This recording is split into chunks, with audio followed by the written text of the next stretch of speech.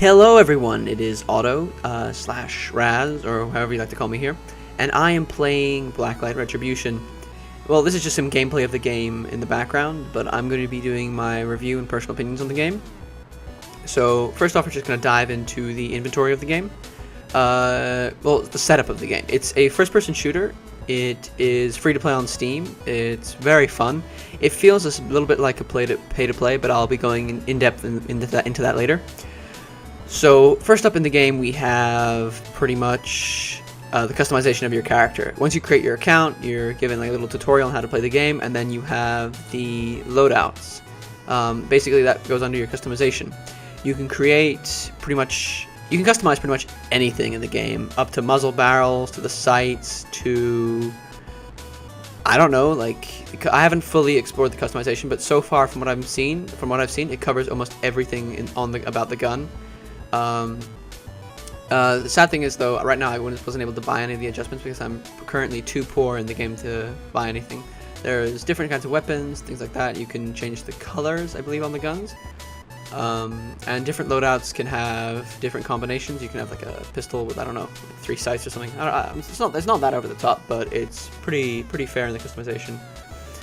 Right now I was just going over some of the stuff, but I am too poor to buy, as I mentioned earlier, because this game, it takes a lot to earn enough credits to buy anything in the store. I'm queued up with my friend here, T-Worthy, aka Kai. He's a good friend of mine, and I'll be doing most of my gameplay commentaries with him. We're queued up in a game. This is the main multiplayer game mode. We're playing Team Deathmatch, basically. It's a common game mode in all first-person shooters. And right now, me and Kyle are going to be on opposite teams of the game because the game randomizes. Even if you're in a party, it'll randomize who's on whose team just to make sure that the servers are balanced and the teams have the exact same amount of players. I am currently a level, I think, 2. Yeah, yes, correct, 2 in this game, and I'm not very good at it too soon, but I'm sure I'm going to improve later because I'm fairly new to first-person shooters on the PC. They're just like the sort of handling of a mouse compared to a controller is much more different than it is. They're two very separate things, and once I probably get used to it, I'll be doing a bit better. So this gameplay is not going to be top-notch, 100%. You know, like I look like Zer Grizz with an assault rifle, and that's not going to be anything like that. So the game function is pretty good on graphics. It's a stunning game. It's just everything's well done. It's very detailed. I would recommend bumping up your graphic settings as much as possible just to enjoy like the full impact of this game. Everything from like the floorboards to the air motions, the gas. It reads something, like close to an EA made game, but I'm not going to go as far as to say that. Core features in the game. We have what is known, I call it the visor mode. I'm pretty sure it is called the visor mode, I'm not sure. But basically it reveals the location of every single enemy in the game on the map, but only for a brief second. This changes the dynamic of the game just amazingly. It means that at all times you can be under threat of your enemies knowing exactly where you are. So you have to fear that constant factor. It means that you have to keep moving, have to keep staying mobile. Campers can't camp because people know where you are.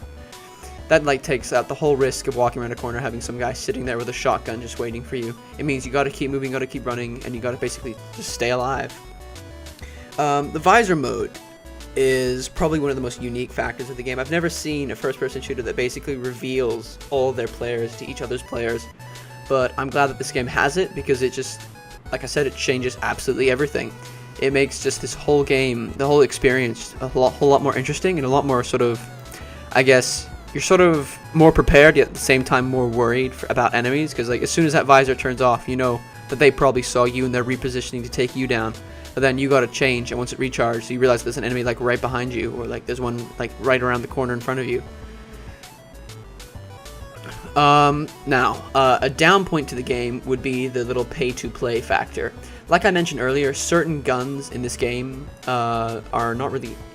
Certain items and stuff in this game aren't really accessible it takes a very long time to reach just with normal gameplay. So if you pay for it and actually buy the items, you have a little bit more of an advantage. For example, there's an enemy on the enemy team. His name is Sliva or something like that.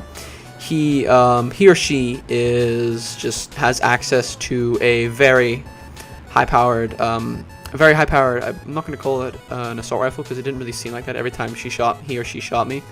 but it did seem very, very competent at close range. It was very high power, it seemed to have very low recoil, and it just completely cut down me and my teammates. And as my friend Kai mentioned, that some of this stuff is premium, therefore the person must have paid in order to have gained this. The reason why I consider this a down is because I understand that the game company does want to make money off this, but the fact that you're giving items in the game that just sort of make the teams unfair is just doesn't ring a bell with me. I still love the game; it's very fun, especially when I'm playing against people who don't have access to the stuff. Right there, I just get mowed down by my friend Kai because I did that classic first-person shooter thing where I just sort of shot instead of actually aiming. I did get off a few good shots, therefore Kai is very weak, and I shall go on the hunt to hunt him down and end his meaningless life. But I think I keep dying. I think I get him once, but then he just finishes me off. Oh, there we go. I eliminated him. Good game, Kai. Anyhow, moving back to the pay-to-play feature, the reason there, for example, is Sliva. I'm not sure if I'm saying his name right, but as you can just see, he or she just keeps cutting down my teammates without Gunnivers with a very low reload time and a very high powered and very fast. Just the reason why that gun is just the reason why the pay-to-play mode is just a little bit of a problem is because if you can just pay to buy the best guns, then why even, I don't know, play the game? Like, why give other people access to the game if they can just like pay and buy the better things? Right down there, I just get completely mowed down. As you can see, it's just a short burst and I'm dead. So if people can just have access to those guns, it kind of makes it unfair for the team, for the enemy team, or just anyone playing against someone with that gun. It also makes the game, I don't know, a bit too easy. Moving on to like special features of the game. For example, the visor is one of that, but also like in most games there's some sort of like rewards for like, I don't know, streaks of kills or just like sprees. Some games reward that in achievements, like this game does, but things like, I don't know, for example, in Call of Duty, you have kill streaks, which you earn, I don't know, sorry, I haven't really played COD that much, but you earn these in order to kill people, you gain kill streaks. In this game, you have supply depots. These are areas located all around the map, and they're accessible to either player. Basically, you go there, you buy what you want, and everything ranges from an ammo refill to you can buy a gigantic weaponized mechanical suit, which is the most badass thing a video game has ever created for me.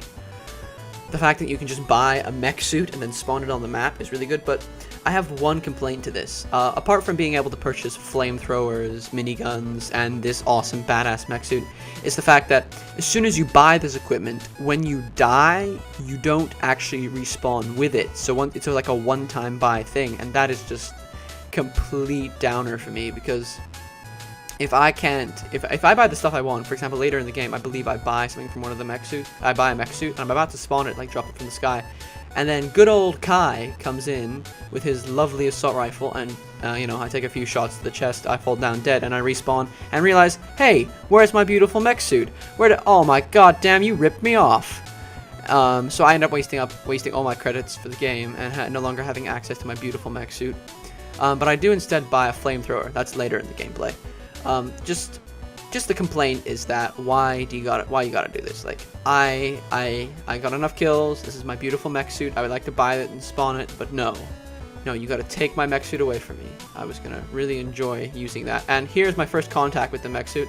It has a minigun and a rocket launcher, and I just get completely destroyed. Silva was the first person to gain access to this. I think the mech suit has an ammo. It actually doesn't run on infinity ammo, so you gotta basically conserve and be smart when playing it.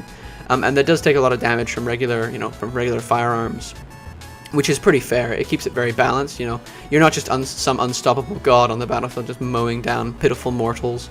You're actually, you can take a few shots to the head and you'll die. Right now, I'm just picking up some kills and just generally I'm just like admiring the map. The visor mode is very helpful. It's just like when I originally played this game, I thought of it as a sort of a minor mechanic, but it's actually probably I would say one of the most important mechanics about Black Light. This is Black Light Retribution, by the way. That's the proper name of the title.